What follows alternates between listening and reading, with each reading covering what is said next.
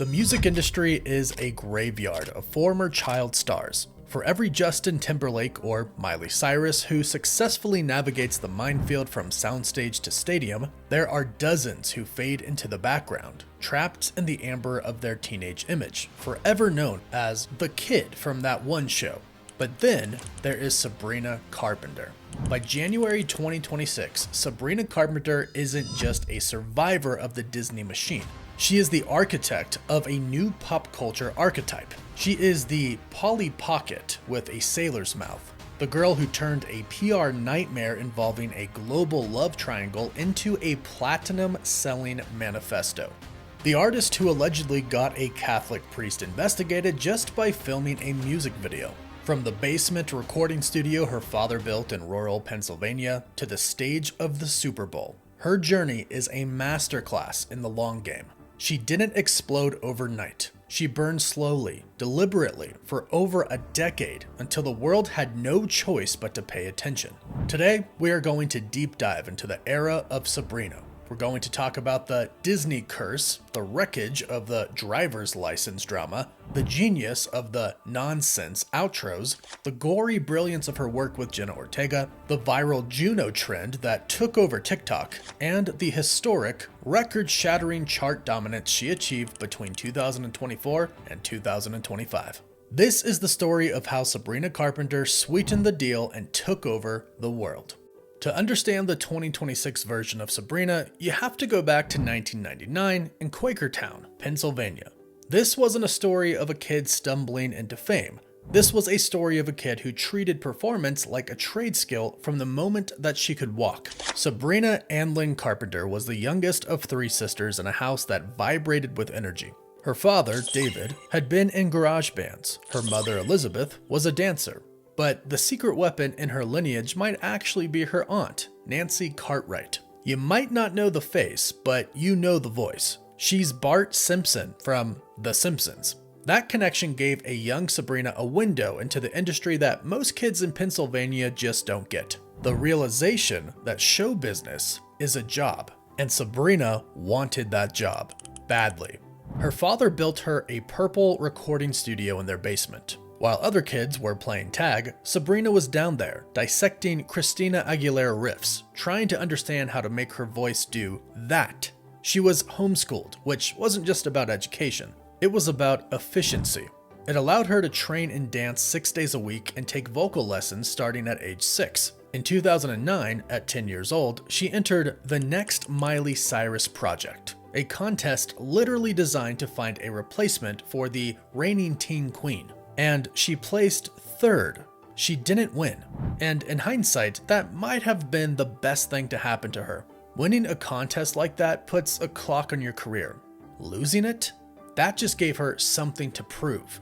By age 13, the family had moved to Los Angeles. And it wasn't long before the Mouse House came calling. In 2013, she landed the role of Maya Hart in Girl Meets World. For those of you who didn't grow up on Disney Channel in the mid-2010s, Maya was the edgy best friend, the Sean Hunter to Rowan Blanchard's Corey Matthews.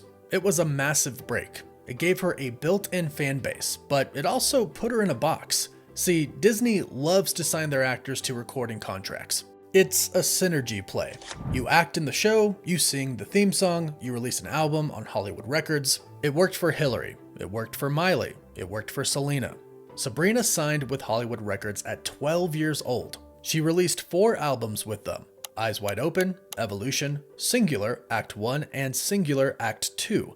Now, if you go back and listen to these records, they aren't bad. In fact, tracks like Thumbs and Sue Me are legitimate bops, but they didn't stick. The industry saw her as the girl from the Disney show. Radio wouldn't touch her. She was grinding, releasing music that was arguably too mature for Disney, but too Disney for the mainstream. There's a quote from Sabrina looking back on this era where she says, "I definitely didn't fulfill my contract, thank God." She felt a separation from those records. She was singing songs written by committees for a demographic she was rapidly outgrowing. By 2019, she was stuck in that dangerous middle ground where child stars usually disappear. And then, just as she was trying to pivot, the world shut down. Let's talk about the year 2020. Sabrina made a massive power move. She was cast as Katie Heron in Mean Girls on Broadway. This was it. The credibility boost. The distance from Disney. She played the role exactly 2 times. 2 shows. That was it. March 11th, 2020. The theaters went dark due to the pandemic. The momentum she had built evaporated overnight. But the real storm wasn't a virus. It was a relationship. And the song that came out of it. We need to talk about Joshua Bassett. This is the moment the timeline gets messy, fascinating, and crucial to her evolution. In the summer of 2020, Sabrina and Joshua Bassett, the star of High School Musical, the series, started sparking rumors. They were spotted at a Black Lives Matter protest in LA, and later having lunch together in Studio City, laughing and looking very much like a couple. But the moment that really set the internet on fire happened on TikTok. In November 2020, they posted a pair of coordinating videos that are now etched into pop culture history. They dressed up as Shark Boy and Lava Girl. Sabrina donned a bright pink wig and the full Lava Girl suit, while Joshua rocked the Shark Boy gear. They lip-synced to the Dream Dream lullaby from the movie. It was playful, it was intimate, and it was a public declaration that they were a unit. They were the it couple of the Disney sphere. For a brief, shining moment. The relationship seemed to be getting serious creatively, too. Joshua released a music video for his song, Anyone Else, and eagle-eyed fans noticed a shot of him holding hands with a girl in a car. Hands that matched Sabrina's distinct manicures. At the end of the video, you can hear a voice that sounds undeniably like hers. Lay back. Cool. They were even working on a duet together called We Both Know. It was supposed to be on his EP. The song was a back and forth conversation about a relationship that everyone knows is happening but hasn't been confirmed. The lyrics were telling. I can't pretend we're just friends. We both know where this is going. It was set to be their anthem, but that song never saw the light of day. Because in January 2021, the bomb dropped. Olivia Rodrigo, Joshua's co-star and alleged ex-girlfriend, released Driver's License. You probably remember where you were. You probably remember the internet melting down. The lyrics were surgical. You're probably with that blonde girl who always made me doubt. She's so much older than me. She's everything I'm insecure about. Sabrina was the blonde girl. She was 4 years older. Overnight, Sabrina Carpenter became the villain in the biggest pop culture narrative of the year. She was the other woman. The internet, fueled by boredom and lockdown, was vicious. She was getting death threats. She was being dissected on TikTok. And here is where some say she made the only misstep of her career. She released a response song called Skin. It was released just weeks after Driver's License, and it felt reactionary. Lyrics like maybe blonde was the only rhyme felt kind of petty to some of the public. It didn't silence the haters, it fed them. The duet, We Both Know, was scrapped from Joshua's EP because, as he put it, he didn't want the chatter to overshadow the art. It looked like the Driver's License wreckage was going to bury her career before it even really started. But the story didn't end there. There were rumors, fueled by Joshua's own song, Doppelganger, that they briefly reconciled in early 2022, but by then, the damage was done, and Sabrina was ready to write her own narrative. She took the heat. She left Hollywood Records and she signed with Island Records. She retreated to the studio and did something she hadn't really done before. She got honest. In July 2022, she released Emails I Can't Send. This album was the pivot. It opened with the title track, a song about her father's infidelity that was so raw it felt like reading a diary entry you weren't supposed to see. But the centerpiece was Because I Liked a Boy. This was the real response to the drama. It wasn't an attack on Olivia, it was an attack on the culture. Now I'm a homewrecker. I'm a slut. I got death threats filling up semi-trucks. Tell me who I am. Guess I don't have a choice, all because I liked a boy. It changed the narrative. Suddenly, she wasn't the villain. She was a human being who got caught in the crossfire of teenage heartbreak. And then she started touring. And something weird happened. The outro of her song, Nonsense, started changing. Every night, in every city, Sabrina would ad-lib a new, sexually aggressive, location-specific outro. In Los Angeles, "Looking at you got me thinking nonsense." In Rio, he said, "Get on top." I said, "I will." Then he made me come to Brazil. These clips went nuclear on TikTok and social media. It wasn't just the lyrics, it was the delivery. It was cheeky, it was camp, and it was decidedly not Disney. She was branding herself as the funny, flirty pop star who wasn't afraid to make a joke. Then came the co-sign of the century. Taylor Swift tapped her as the opening act for the Eras Tour in Latin America, Australia, and Asia. Opening for Taylor Swift is like being knighted in the music industry. You are suddenly playing to 70,000 people at night. But Sabrina didn't just show up, she converted them. She brought a stage design that looked like a 1970s penthouse. She played up the Polly Pocket aesthetic, and she proved she could command a stadium.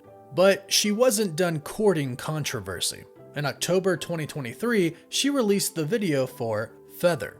The video features Sabrina in a short black tulle dress, dancing around the altar of a 19th century Catholic church in Brooklyn, surrounded by pastel coffins of men who died fighting over her. The Diocese of Brooklyn was furious. They issued a statement saying they were appalled. They held a mass of reparation to restore the sanctity of the church. The priest who allowed the filming, Monsignor Jamie Gigantiello, was stripped of his administrative duties. And in a wild twist of fate, in November 2024, that same priest was investigated for unauthorized financial transfers to the New York City Mayor's administration. Sabrina's response to the initial church backlash? A smirk and a quote for Variety. "We got approval in advance, and Jesus was a carpenter." Mic drop. That quote alone probably sold more t-shirts than her first 4 albums combined. By the time 2024 rolled around, the pump was primed. The world was ready for Sabrina Carpenter. They just needed the anthem. Enter Espresso. Released in April 2024, right before her Coachella set. Espresso was a disco funk earworm that defied grammar and logic. That's that me, espresso. What does it mean? It doesn't matter. It sounded like summer. It hit number 3 on the Billboard Hot 100 and number 1 globally. She followed it up immediately with Please Please Please. And this is where the lore gets even deeper. She cast her real-life boyfriend, Irish actor Barry Keoghan, you know, the guy from Saltburn, as the love interest in the video. It was meta. It was dangerous. The song, produced by Jack Antonoff, pleaded with her man not to embarrass her. When Please Please Please hit number 1 on the Billboard Hot 100, Sabrina Carpenter didn't just top the chart, she started rewriting the history books. By holding the number 1 and number 3 spots simultaneously with Please Please Please and Espresso, she became the first solo artist in the history of the Billboard Hot 100 to place 2 initial top 3 hits on the chart with no other Billed artists. The only other act to ever achieve this was the Beatles, 60 years prior. Her dominance wasn't just American, it was global. In the UK, she became only the second female artist in history to replace herself at number 1 on the official singles chart when Please Please Please dethroned Espresso. She also became the first artist ever to top the Billboard Global 200 and Global excluding US charts simultaneously with different songs and no features. This wasn't just a hit song, it was a monopoly. When the album Short and Sweet dropped in August 2024, it debuted at number 1 on the Billboard 200. It was a critical darling, praised for its conciseness and its wit. And with the album came a new tour, which birthed a viral phenomenon even bigger than the nonsense outros. During her performance of the song Juno, Sabrina introduced a nightly ritual that broke the internet. Every single night, she would pause, look out at the screaming crowd, and ask the exact same phrase. Have you ever tried this one? Have you ever tried this one? Immediately after saying it, she would simulate a different position on stage. The audio of her asking, "Have you ever tried this one?" spread like wildfire on TikTok and social media. And it wasn't just fans doing it. It became a massive cultural movement. Even the cast of Dancing with the Stars hopped on the trend, with the pros using the viral sound to show off their own moves, proving that Sabrina's influence had officially crossed over from niche pop culture to mainstream primetime entertainment. But the records kept falling. With the release of the third single, Taste, Sabrina became the first woman in Billboard Hot 100 history to chart 3 songs in the top 10 for 5 consecutive weeks. For over a month, you couldn't look at the top of the charts without seeing Sabrina, Sabrina, Sabrina. Speaking of Taste, the visual masterpiece for this track was a cultural event in itself. If you thought the Barry Keoghan cameo was big, the Taste video was a blockbuster. She recruited none other than Jenna Ortega, the star of Wednesday and the Scream franchise, to co-star. The video is a gore-filled horror comedy homage to the 1992 film Death Becomes Her, with nods to Kill Bill and Psycho thrown in for good measure. The premise? Sabrina and Jenna are fighting over a boy, played by Rohan Campbell, and they quite literally tear each other apart. In one scene, Sabrina storms the house with a machete, only for Jenna to shoot her out a window with a shotgun, impaling her on a white picket fence, a direct reference to Death Becomes Her. In another, Jenna hacks off Sabrina's arm, and Sabrina later stabs Jenna in the eye. They are unkillable, vengeful spirits. But the twist is what everyone talked about. In the heat of the battle, right by the pool, the violence turns into passion, and the two share a passionate kiss. It was the moment that broke the internet. But the narrative twist comes at the very end. Jenna rushes at what she thinks is Sabrina with a chainsaw, slaughtering the victim, only to realize she actually killed the boyfriend. The final scene shows Sabrina and Jenna dressed in mourning couture, leaving the funeral together. They are chatting casually, bonding over how terrible the guy was. Jenna calls him very insecure, and Sabrina laughs, agreeing, very clingy, lots of trauma. It was a little, I don't know how you put up. Lots of trauma. Lots of very trauma. Insecure. Very insecure. It was the ultimate girls stick together ending, wrapped in blood and dark humor. It solidified Sabrina not just as a singer, but as a visual artist who knows exactly how to get people talking. If 2024 was the breakout, 2025 was the coronation. February 2025. The Grammys. Sabrina was nominated for the Big Four categories. She became one of only 15 artists in history to receive nominations in all 4 main general field categories: album, record, song, and best new artist in a single night. She walked away with best pop vocal album for Short and Sweet, beating out heavyweights like Taylor Swift and Billie Eilish. She also took home the award for best pop solo performance for Espresso. In her acceptance speech for Best Pop Vocal Album, she was visibly shaking. "I really was not expecting this," she said, holding the trophy like it might disappear. "This is my first Grammy." It was the validation of 15 years of grinding. My first Grammy, so I'm gonna cry. But the gossip mill never stops turning. By early 2025, rumors swirled that she and Barry had split. And like any good songwriter, Sabrina didn't issue a press release, she wrote a song. On June 5th, 2025, she dropped Man-Child. If you thought Please Please Please was cheeky, Man-Child was a sniper shot. A country-tinged synth pop track that decimated an immature ex. Lyrics like, "I like my men all incompetent," and "stupid," or "is it slow," were brutal. It debuted at #1 on the Hot 100, proving that her 2024 run wasn't a fluke. She followed this with her 7th studio album, Man's Best Friend, released in August 2025. Produced again with Jack Antonoff and John Ryan, it leaned heavily into 70s disco and soft rock. Think Dolly Parton meets Donna Summer. The album was a commercial juggernaut. On its release day, Man's Best Friend broke the Spotify record for the most streams in a single day by a female artist in 2025, racking up over 64.4 million streams in 24 hours. The album went platinum in less than 3 months. Sabrina wasn't just participating in the pop music conversation, she was dictating it. And that brings us to today, January 2026. Sabrina Carpenter is currently prepping to star in a Pringles commercial for the next Super Bowl next month. Think about that.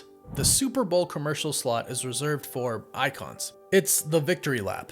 There are also strong industry whispers that she is finally reviving her passion project, a musical adaptation of Alice in Wonderland titled At Last, which she is set to produce and star in for Netflix. She pitched this idea years ago, selling it over Zoom for $1 million during the pandemic. Now, with her star power at its zenith, it's actually happening. And perhaps the most heartwarming full circle moment came just recently at the 2025 Grammys. A fan video surfaced showing Sabrina and Olivia Rodrigo, the two women pitted against each other in the driver's license war of 2021, sharing a genuine hug. The war is over, and they both won.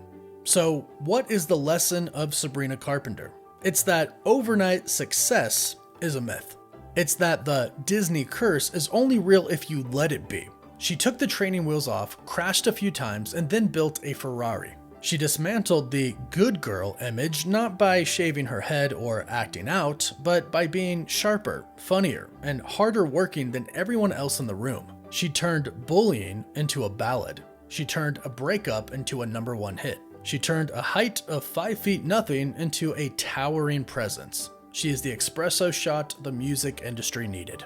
And if you're still sleeping on her, wake up, because she's just getting started. If you enjoyed this video, don't forget to like and subscribe for more icons to come. And let us know what you think makes Sabrina Carpenter truly iconic.